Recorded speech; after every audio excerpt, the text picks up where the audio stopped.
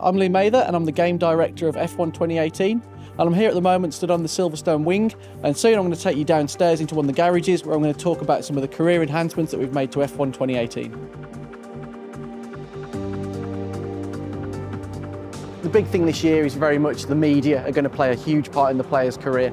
It's super important for a driver these days to not just be skilled on track, it's all about being the complete package.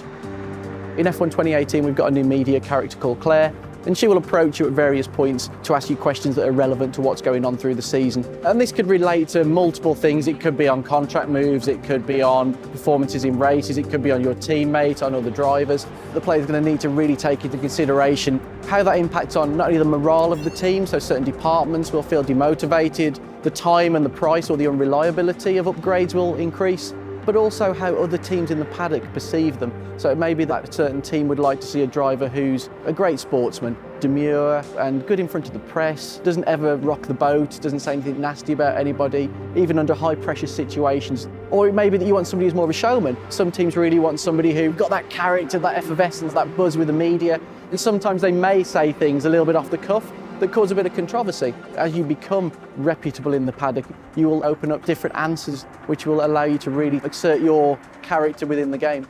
And we also wanted to create some new locations as well. So Claire will perform interviews in areas within the back of the paddock, so between the lorries and the trucks, but also in front of the weighbridge and the scrutineering areas.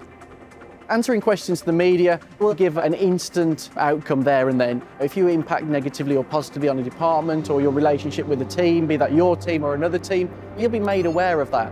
But you've also got to realise maybe later in the season, these will get pulled up again.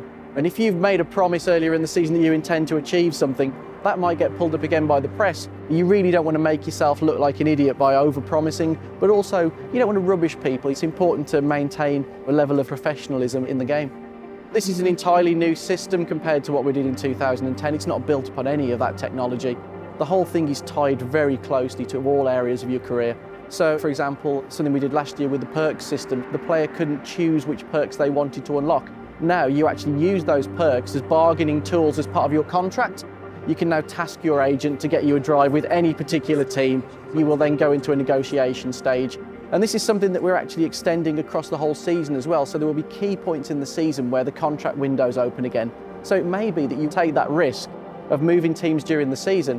It may be that you move to a team that have got worse R&D than you or a car that doesn't suit you as well. But the perks may look more attractive. You may think that you can progress your career quicker by going to another team. It's super important that I have a value as a player. And that value is really important. If I start to overvalue myself, a team isn't going to go with the contract that I want. If I say I'm going to achieve this and I fail, my value with those teams will go down.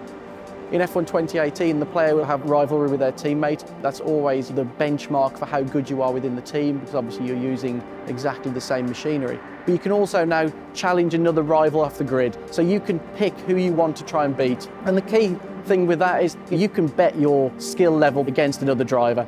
If I'm performing reasonably well and I say, I'm going to go and beat Lewis Hamilton, I'm going to beat Sebastian Vettel, that's setting your stall out as I'm a strong driver, I can beat the top in the sport.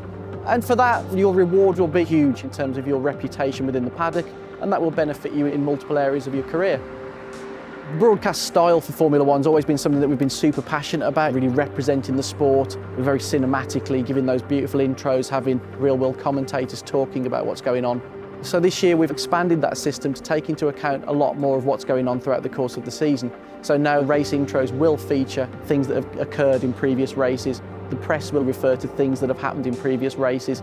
So it's not just a case of on a race-by-race basis. This is a long season and everything that happens will play out through the eyes of the media and through your team.